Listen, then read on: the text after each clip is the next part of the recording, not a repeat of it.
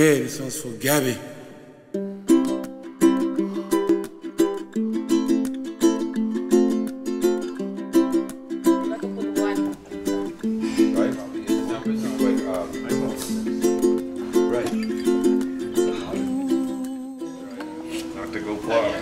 So I'm pissed. I had this picture of Bobby in the backyard of with his you house guys with all the boys, and Pop was and there my too. father. And we were having a Do drink you and remember a that cigar. picture? I remember that. Can't find it. No, I have it. Oh. I took it out of the. We had it in a whatever multi. I took it out of the frame. Yeah. And I was like, bring it with us, right? And then I left it there. But what a good picture. And yeah, everybody should have it. I want to send it out. Bob and Jimmy, and I can't find it. Oh. It's from like 4 or 5 years ago. But Yeah, that's what happened with that picture 5 years ago.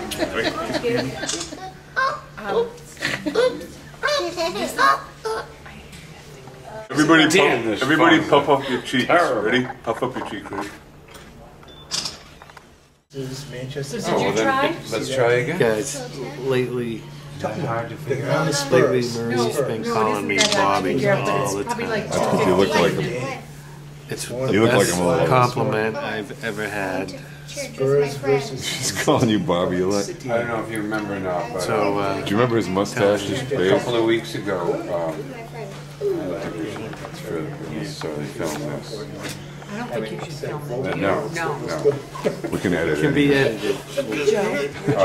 Well, a couple of weeks ago, I told you that your brother had suffered a stroke. And it was on Christmas. Uncle Bobby. You Bobby probably Garron. don't Your remember. brother Bobby had a stroke on Christmas. Not so much, because he was younger.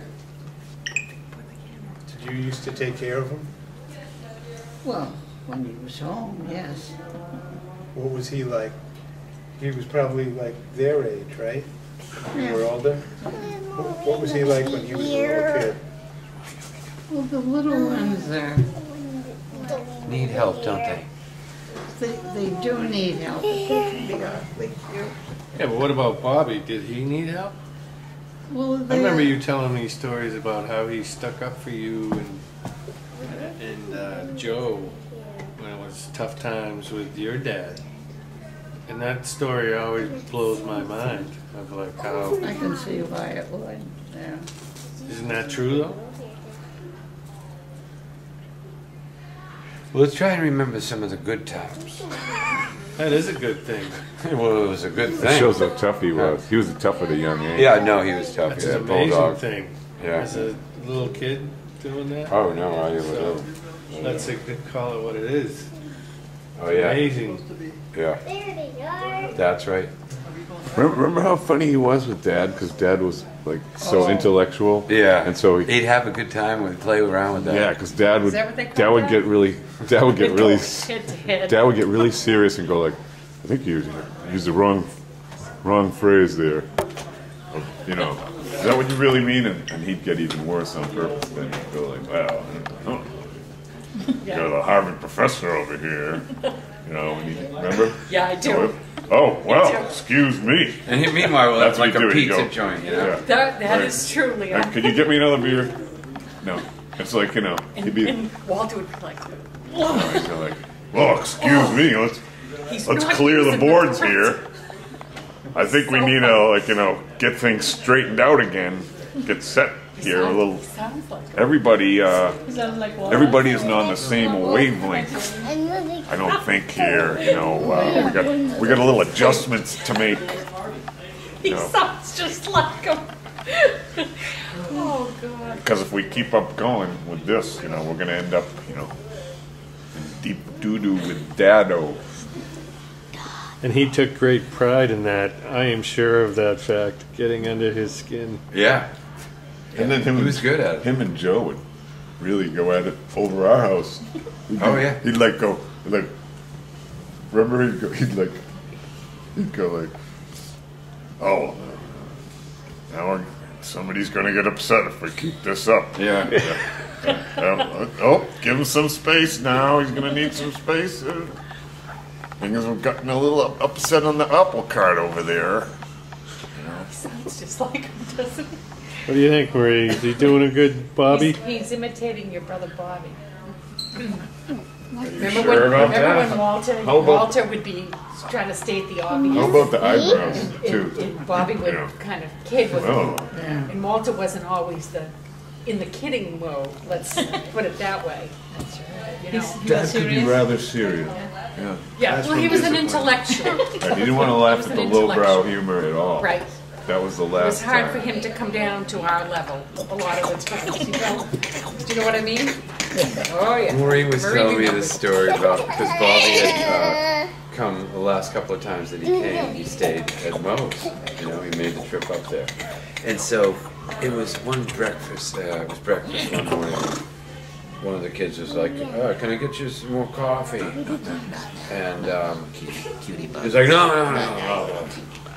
And then they looked in his cup and he's like, he's got beer in the cup, you know? Oh, my It was God. like 9 o'clock. No, I'll freshen that up myself, thanks. Remember the time Bobby drove the Sand Daddy all the way across from California? More than once. Yeah, the Sand Daddy. Yep. Remember that? In the snow. yeah. Remember the Sand Daddy in the snow? Sanddaddy I remember I was at your we had a house snow like we got once 6 in inches. Came over in the California, winter. Garron. Speaking of Right. sand, I might have been out in the They sandbox tried in to the not backyard of Liberty Road playing So out maybe there, she has and to shut Bobby off. came out and was exhorting me to eat dirt. Wow. And I did, because of course, wouldn't you trust Uncle Bob? You know, so he was making me eat dirt, and I went inside after consuming. Is this a dirty joke? You betcha. And you were in the kitchen, and you're asking me why I'm eating dirt, and you know it's all over my mouth and everything,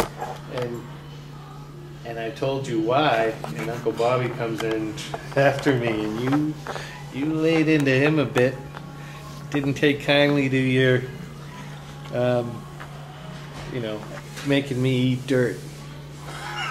What a story. And he hadn't even been cussing. That he had to eat dirt as a punishment. Right? Why, I'll wash your mouth out with dirt. It's like it toughen you up. Yeah. It was very funny. Oh. Why? I'm not sure I'll get along with this story. That's why Are they, you sure It was this a really practical happened? out west they joke. call him Sand Daddy, but out here we call him Dirt Daddy. Dirt uncle. That's the Dirt uncle. Nadine, you're doing true a grit great right job. there. Yeah. So Bobby is going to be missed, especially by Jenny, I would think. Well, you And, wonder how much, Yeah, right. You know, But, how- when you're living with somebody, so we gotta. Let's go visit her. Cheer her up. Let's pile on the plane. You think so? You're like sisters, you two. You are my So hard to sunshine, stay away. my only sunshine. You make me happy when skies are gray. You'll never know, Dear, How how much I love Hit you. it off when I was trying. So please don't take my sunshine away. It's hard.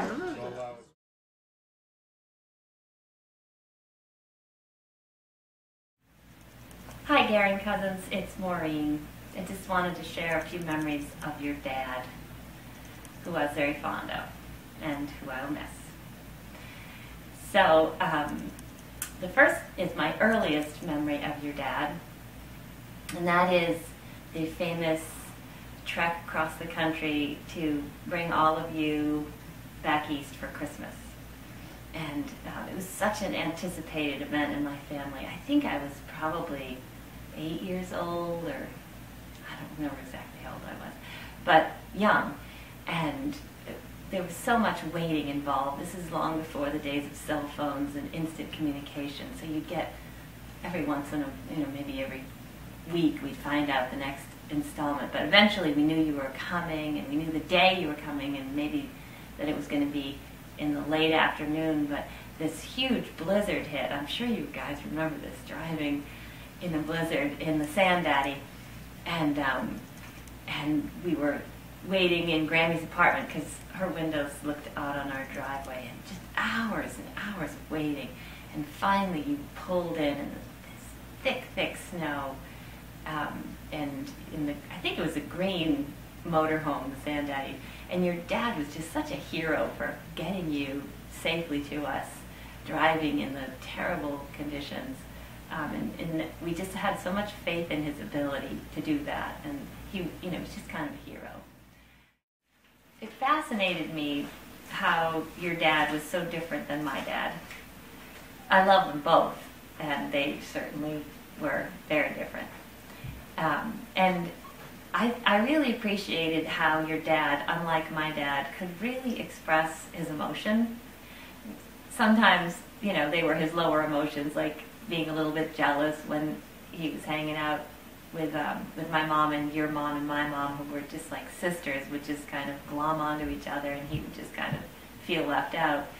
So that was part of it. But the other part of it was that he just shared his heart, and you just knew how he felt. There was no hiding his emotions, whereas my dad was always very kind of put together. So I loved the contrast. Having both of them in my life was really special. And so I got to know your dad more and more in the last, say, 10 years because, as you know, he loved to come back east for the fall. He just loved the colors, so appreciative of the colors of the trees. And so eventually he started coming to Maine after Vermont, and he would stay with us. And he probably did that several times. And, there'd be all the phone calls and preparation, and then the actual visit, which would be like, a good visit, 2 days or 3 days. We'd really get to spend time together and maybe go for a walk together and just talk about things. And again, I just really appreciated how he would just share whatever he was feeling, and I could do the same, and it was safe to do that. It's really just an unusual. Didn't know many people that age that were that open, so I really liked that about him. And I appreciated how he shared how he kind of had figured out at the young age of 17 that he wanted to have multiple pensions when he was older, and so he just put his time in the Navy just long enough so that he could get that pension, and then he worked for the town for another couple of decades and got that pension, and then I think he got Social Security too. I don't know how he pulled that off, but it just fascinated me how clever that was, and how much foresight he had to do that. And it kind of catapulted me into thinking about my own retirement, so you'll be happy to know I now finally have an IRA thanks to your dad. And I appreciate that I kind of caught that lesson from him. So I guess the last thing I just want to share is that I think because of the commitment of your dad and your mom too, you guys have been able to have a relationship with us, through our childhood, and then through adulthood. We've been able to come out back east, back west, out west. There we go. And in 2009, I came with our exchange student who really wanted to go to LA, and I said, we can do that because I have cousins in LA. So we stayed with Ginny, and we got to see Kathy, and then we drove up to Idlewild, and so we got to see your parents' home up there, and I'm really grateful that we were able to make that winding trip up to see them, and they were so tickled that we came. They made us lunch. We didn't even stay overnight. We just had lunch with them, and then we moved on. But it's just a nice memory to have as kind of my last memory of being with them. So thanks for being my cousins out west, and I hope we can continue to carry that relationship forward. And I hope to see you soon. You're all welcome in Maine anytime.